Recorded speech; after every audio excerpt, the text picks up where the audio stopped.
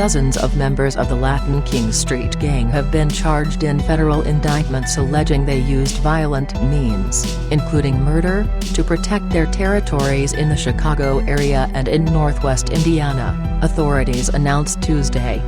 According to the indictments, 34 gang members were charged with racketeering conspiracy, a 35th was charged with selling a firearm without a license, and a 36th with being a felon in possession of a firearm. In addition, more than 20 others were charged with similar crimes in northwest Indiana. The charges allege members of the gang violently enforced discipline within its ranks and retaliated against rival and former members to prevent cooperation with law enforcement. Authorities accused members of murder, attempted murder, assault with dangerous weapons, arson, extortion, and the attempted murder of a Melrose Park police officer. These cases are ultimately about one thing, and that is violence, U.S. Attorney Zach Fardin said at a news conference. Gang violence, gun violence, senseless violence that plagues our communities in Chicago and beyond.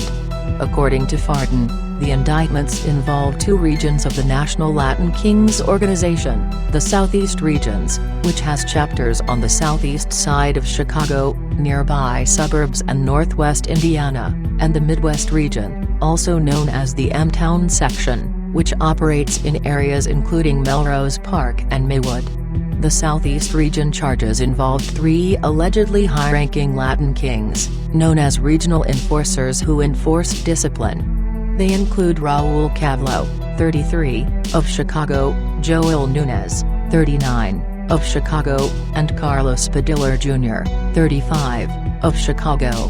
They also involved numerous chapter leaders, caciques, and soldiers from the group.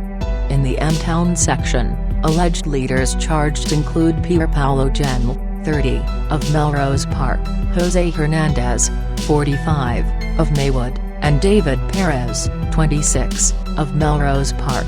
In addition, Edgar Velarde Saldana, 33, of Maywood, is charged in the indictment with attempting to murder a Melrose Park police officer on July 6, 2014. The officer was assisting agents from the FBI at the time, according to the indictment.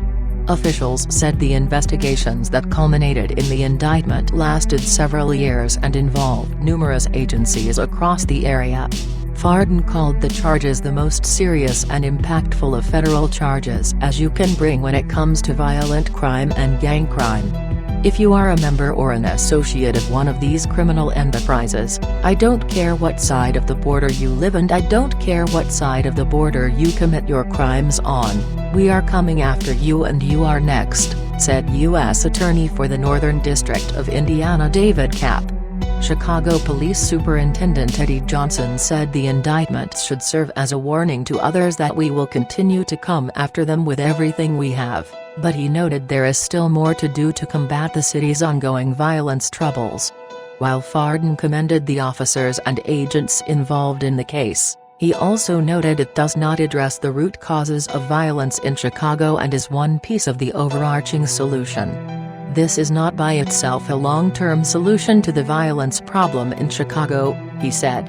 This is an impactful case.